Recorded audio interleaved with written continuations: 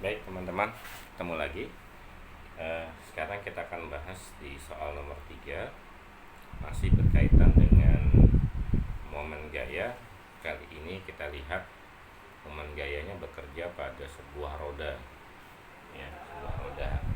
Gambarnya mungkin tidak seperti roda ya, karena tidak bulat sempurna, mohon dimaafkan. Anggap saja ini bulat sempurna. Ya, karena keterbatasan saya dalam membuat. Ada sebuah roda dengan jari-jari dalam 10 cm, jari-jari luar 25 cm berputar pada porosnya. Ya, anggap ini porosnya. Ya, tepat di tengah-tengahnya. Nah, di sini ada bekerja 3 buah gaya. Ya, karena dia buah roda, ada gaya yang mendatar ke sana 10 Newton, gaya ke bawah ini lurus ke bawah 9 Newton, dan kemudian ada gaya yang miring 30 derajat dari arah horizontal ya ke kiri bawah. Lalu bagaimana kita menghitung besarnya gaya? Besarnya momen gaya atau torsi pada roda yang bekerja. Ada 3 buah gaya yang bekerja, dan kemana arah torsinya? Sama ya dengan soal nomor sebelumnya, prinsip dasarnya adalah bahwa yang namanya torsi pada sebuah sistem yang terdiri atas banyak gaya, maka kita jumlahkan dulu ya. Jadi prinsip dasarnya adalah sigma torsi pada sistem ini adalah penjumlahan dari torsi 1 ditambah torsi 2 ditambah dengan torsi 3. Yang mana torsi 1, 2, 3 karena di soal tidak ditetapkan yang mana F1, F2, F3-nya, maka kita bebas menetapkan ya. Misalkan kita asumsikan bahwa yang 10 Newton ini kita sebut saja ini F1. Ya, boleh kita buat begitu. Yang ini kita sebut saja ini F2. Ya. Yang ini F3. Ya. F3 12 Newton dengan arah gaya seperti ini ya. Lalu selanjutnya bagaimana? Sama sebagaimana sebelumnya. Kita mau satu-satu hitung, jumlahkan boleh, mau dilangsungkan boleh ya. Prinsip dasarnya harus ingat nanti ada tanda yang plus dan yang min kalau ternyata arah putarannya berbeda. Nah, sekarang kita identifikasi dulu saja ya, mana yang plus mana yang min. Misalkan ya, kalau tadi atau di soal sebelumnya saya contohkan bahwa berlawanan arah jarum jam itu adalah positif. Kali ini saya coba contohkan berkebalikan. Ya, saya bukan tidak konsisten tapi ingin memberikan wawasan atau bahkan penguatan bahwa arah gaya, arah torsi itu plus minusnya bukanlah sesuatu yang harus, tapi kita bisa menentukan. Kali ini kita buat arah yang positif itu yang searah jarum jam. Ya, maka kalau kita lihat taruh tangan kita berporos 1 di sini, ada gaya ke sana. Maka kalau ini sebuah roda, maka torsi pertama ya. Torsi pertama kalau kita teruskan, maka dia nanti akan berputar searah jarum jam. Maka di F1 kita sebut saja ini nanti torsinya bernilai positif. Ya. Demikian juga dengan torsi 2 kan. Nah, kalau diteruskan, maka nanti nilainya di sini torsinya nilai positif ya, nilai positif. Nah, berbeda dengan torsi 3 nanti yang terjadi karena gayanya ke arah sini ya. Kalau kita teruskan, nah dia counterclockwise, berlawanan jarum jam. Kali ini kita buat yang berlawanan jarum jam tandanya negatif. Sekali lagi prinsip dasarnya bebas ya, tidak ada yang kaku. Searah jarum jam harus positif, berlawanan jarum jam harus negatif, dan sebaliknya tidak harus. Sehingga kalau kita tuliskan ini lebih sederhananya, kita dapatkan yang ini berubah ya. Jadi torsi 1 positif ditambah torsi 2 juga positif, ditambah dengan minus dari torsi 3. Atau boleh langsung tulisnya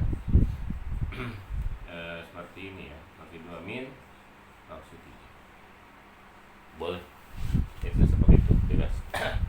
Nah, sekarang kita lanjutkan ya, kita pindah ke sini. Ya, nilai torsi 1 kita tuliskan ya. Jadi sigma torsi berarti torsi 1 ya. Torsi 1 berapa? Berarti F1 dikali R1. Saya buat R sebagai lengan gaya karena dia jari-jari. Pakai L juga boleh. Saya ubah sedikit. Ditambah ya. F2 ya, dikali dengan R2 ya, R2. Nah, boleh langsung digunakan tanda kurang minus ini. Berarti F3. Nah, kita lihat sebelum kita lanjutkan lebih lanjut. F3 dia kan tidak tegak lurus ya. Beda dengan ini tegak lurus dengan lengan gayanya. Ini juga tegak lurus dengan lengan gayanya kalau kita buat garis hayalnya. Nah, ini tidak. Maka yang tegak lurus yang ke sini. Nah, ini tegak lurus nih. Maka kita proyeksikan karena dia ngapit sudut ya, ngapit sudut.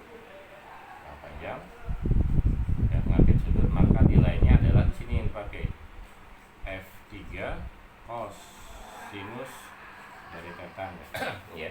Jadi tidak harus sin terus, ada kalanya bisa jadi cos ya, sehingga patokan rumusnya tidak bisa diingat-ingat bahwa pasti sinus theta. Lihat kasusnya, sudutnya kita letakkan di mana. Kasus ini sudutnya seperti ini, maka kita bisa tuliskan nilainya bukan F3 saja yang dipakai, tapi F3 cosinus theta ya, dikalikan dengan R3. R3 maksudnya lengan gaya ketiga ya, lengan gaya ketiga. Boleh kita masukkan angkanya. F1 nilainya 10, lengan gaya yang pertama nilainya 25 cm. Ingat, satuan kita satuan standar internasional, tidak dimasukkan 25 tapi dimasukkan berapa? Kalau kita ubah satuannya ke dalam meter, boleh kita sebutkan 1/4 meter kan? 25 cm itu 1/4 meter. Tambah 9 dikali jari-jarinya berapa? Ini sama kan, jadi karena ini dikenakan pada jari-jari luar, pada permukaan luar, maka besarnya sama kan? 1/4 dikurangi F3 nya adalah 12 kosinus ya, kosinus dari 30 ya. Nah, ini kita tulis langsung cos 30 derajat gitu ya. Jadi sini kita dapat nilai kosinus 30 derajat adalah setengah akar 3 ya, dikalikan dengan R3 karena dia dikenakan pada jari-jari dalam, maka nilainya adalah 10 cm. Ubah ke dalam meter berarti 1/10 meter. Nah, dari sini kita bisa sederhanakan ya. Kalau ini kita kalikan berarti kan 10/4 ya, 10/4 tambah yang ini kalikan juga 9/4 dikurangi ya, 12 sama 2 bisa kita sederhanakan jadi 6 kan? Ya, 6 akar 3 kali 1/10 berarti kita bisa kalikan 6 kali 1/10 berarti 6/10 akar 3 ini.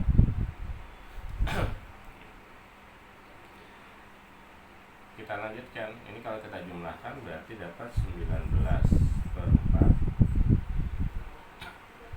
dikurangi 6/10 akar 3. Nah, sampai sini saja menurut saya sudah cukup ya. Boleh kita jawabkan sampai sini saja. Nih. Satuannya jangan lupa ditulis ya. Satuannya adalah tetap Newton meter. Yang menguraikan ini menjadi desimal silahkan. Ya, ini menjadi 4,75 misalkan dikurangi 0,6 akar 3. Kalau mau pakai kalkulator pun ini silahkan. Ya, yang punya kalkulator saintifik akar 3 dikali ini berapa? Ya, sampai sini cukup. Ingat sekali lagi jangan lupa nilai satuan. Kalau tanpa nilai satuan, fisika hanya angka. Nah, seperti ini misalkan, ini tidak ada maknanya. Ya, sekali lagi jangan lupa nilai satuan. Kalau ulangan sama saya tidak menuliskan nilai satuannya misalkan, maka saya nyatakan salah nilainya 0 atau diskon skor 100% untuk nomor yang dijawab tanpa ada satuan. Demikian soal nomor 3. Jikalau masih ada yang bingung, silahkan ditanyakan via WA ke nomor saya. Ya, sampai ketemu untuk soal nomor 4. Dadah. Assalamualaikum warahmatullahi wabarakatuh.